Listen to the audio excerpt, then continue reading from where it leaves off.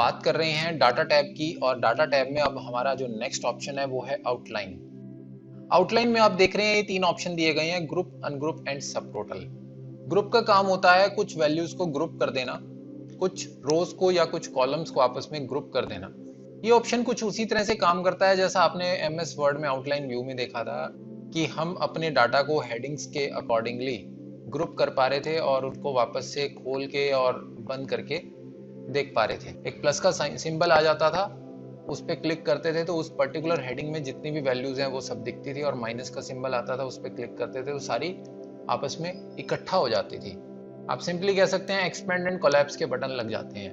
वो सब चीजें आप एक्सेल में भी कर सकते हैं। आप इसी तरह से बहुत सारे डाटा को आपस में कंबाइंड कर सकते हैं। इसको समझाने के लिए मेरे पास यहाँ पर स्क्रीन पर कुछ डाटा दिया गया है जिसमें सेल्स बाय में सभी सेल्समैन के नाम है, मोड ऑफ पेमेंट में सभी प्रकार की मोड ऑफ पेमेंट के नाम है।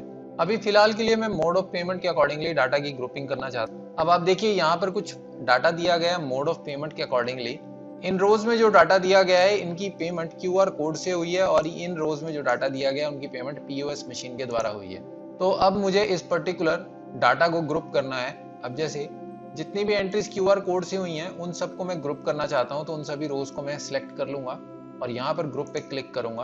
अब आप देखिए जैसे ही मैंने ग्रुप किया है तो यहाँ पर एक ये अलग से सिंबल आ गया है माइनस का। ये एक्सपेंड एंड कोलैप्स करने में आपको हेल्प करेगा। आप यहाँ से इसको कोलैप्स कर सकते हैं, फिर एक्सपेंड कर सकते हैं। अब इससे होगा क्या कि ये जितनी भी वैल्यूज हैं वो सब हाइड हो जाती हैं। हमारी स्क्रीन पे अननेसेसरी भीड़ नहीं रहती। बहुत सारा डाटा हम अगर हाइड करना चाहते हैं फॉर द टाइम बिंग तो हम इजिली हाइड कर सकते हैं। फॉर एग्जाम्पल मैं अभी स्क्रीन पर सिर्फ वही एंट्रीज देखना चाहता हूँ जो पेमेंट गेटवे के द्वारा ली गई हैं। इसके अलावा सभी एंट्रीज को मुझे हाइड करना है, तो मैं बाकी सभी एंट्रीज का ग्रुप बना दूंगा। अब देखिए ये ग्रुप बन गया कैश पेड वाली एंट्रीज का, इसको भी मैं हाइड कर सकता हूँ। उसी तरह से पीओएस मशीन की ये जो एंट्रीज हैं इसको भी मैं हाइड करना चाहता हूँ, तो यहाँ से इसका भी ग्रुप बना दूंगा और ये भी मेरी हाइड होगी। लेकिन एक ध्यान देने वाली बात है, अभी देखिए ये मैंने ग्रुप बनाया था, एक ग्रुप मैंने क्यूआर कोड का बनाया, एक ग्रुप मैंने पीओएस मशीन का बनाया। अगर ग्रुप्स एडजॉइनिंग है यानी एक दूसरे के साथ चिपके हुए हैं तो वो सारा डाटा एक ही ग्रुप में शिफ्ट हो जाता है। मैं आपको दोबारा से करके दिखाता हूँ। अनग्रुप करने की प्रोसेस है कि आप यहाँ से अनग्रुप वाले बटन पे क्लिक करते हैं या शिफ्ट ऑल्ट लेफ्ट एरो की आप प्रेस करते हैं। अभी फिलहाल के लिए मैंने इसको अनग्रुप कर दिया है। वापस से मैं ग्रुप करके आपको दिखा रहा हूँ, ये देखिए। और उसके बाद इस पर्टिकुलर सेगमेंट को मैंने ग्रुप किया तो ये सारा एक ही ग्रुप बन गया। अब यहाँ पर 2 ग्रुप्स नहीं है। तो इस चीज का आपको ध्यान देना होगा कि अगर ग्रुप्स एडजॉइनिंग है तो उसका एक ही ग्रुप बनेगा, और अगर ग्रुप एडजॉइनिंग नहीं है तो वो अलग अलग ग्रुप्स बन जाएंगे। एडजॉइनिंग के केस में अगर आपने ग्रुप बनाने हैं तो आपको बीच में एक एक्स्ट्रा रो इंसर्ट करनी पड़ेगी। रो इंसर्ट करने के बाद आप अलग अलग ग्रुप्स बना सकते हैं कुछ इस प्रकार से। अब देखिए ये दोनों ग्रुप्स हैं और दोनों को हम एक्सपेंड एंड कोलैप्स कर सकते हैं। लेकिन ध्यान रहे जैसे ही आप ये जो एक्स्ट्रा रो आपने बनाई है इसको डिलीट करेंगे तो दोनों ग्रुप्स आपस में फिर से मर्ज हो जाएंगे। ग्रुप बनाने का एक बेनिफिट और होता है कि ग्रुप का डाटा कभी भी आप सॉर्टिंग करते हैं तो सॉर्टिंग में वो इकट्ठा चिपक कर ही चलता है, वो कभी भी अलग नहीं होता।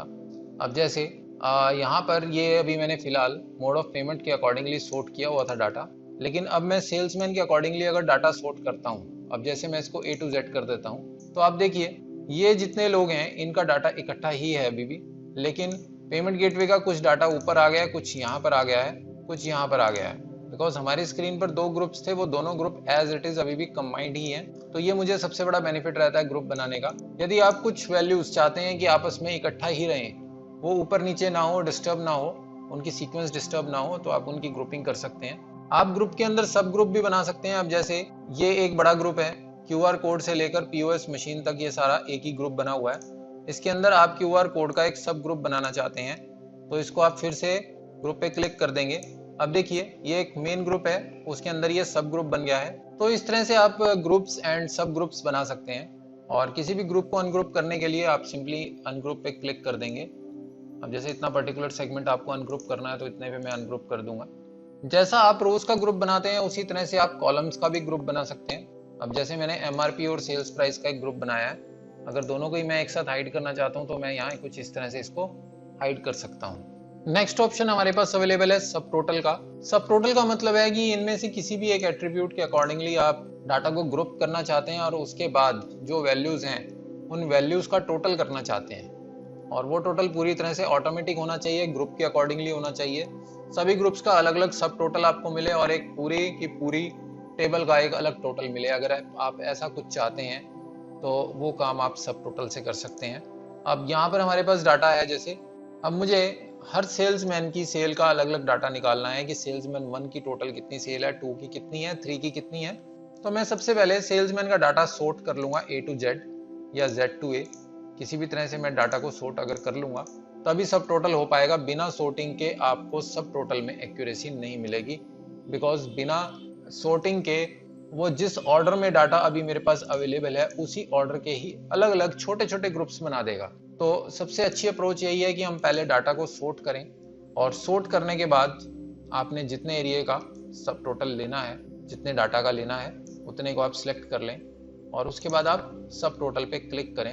यस, यहाँ पर पहली फील्ड है एट ईच चेंज इन, यानी हमें ग्रुप किसके अकॉर्डिंगली बनाना है, किसमें बदलाव होने पर मुझे ग्रुप बनाना है। सेल्स बाय वाले कॉलम में मुझे ग्रुप बनाना है और सेल्समैन के अकॉर्डिंगली मुझे ग्रुप बनाना है। उसके बाद ग्रुप बनाने पर हर ग्रुप में सब टोटल मुझे कौन सा करना है, किस फंक्शन से करना है। सब टोटल में आप सम कर सकते हैं, count, average, max, min, product, count, standard deviation, variation, इन सब चीजों का आप यूज कर सकते हैं। सम में टोटल्स आ जाएंगे, काउंट में टोटल नंबर ऑफ वैल्यूज जितनी भी हैं वो आ जाएगी, एवरेज में एवरेज आ जाएगी, मैक्स मिन में मैक्स में सबसे बड़ी वैल्यू, मिनिमम में सबसे छोटी वैल्यू, प्रोडक्ट में मल्टीप्लाई, काउंट नंबर्स में वो नंबर्स की काउंटिंग करेगा, स्टैंडर्ड डेविएशन और वेरिएशन जो है ये स्टैटिस्टिकल टूल्स हैं, इसमें स्टैंडर्ड डेविएशन एंड वेरिएशन निकल आएगा। अभी फिलहाल के लिए हम सम करेंगे बिकॉज सबसे ज्यादा इंपॉर्टेंट यही है हमारे लिए। सम के बाद आप ऐड सब टोटल टू, यानी किस किस डाटा का अपने को सब टोटल करना है। यहाँ पर मैं MRP और सेल्स प्राइस का सब टोटल करना चाहता हूँ, तो मैं इन दोनों को सिलेक्ट कर लूंगा और ओके कर दूंगा। अब आप देखिए सेल्समैन 1 का डाटा ये है, यहाँ पर एक ये मेन ग्रुप बन गया है और उसके बाद ये उसके सब ग्रुप्स बन गए हैं। हर ग्रुप में अलग अलग सेल्समैन का डाटा है।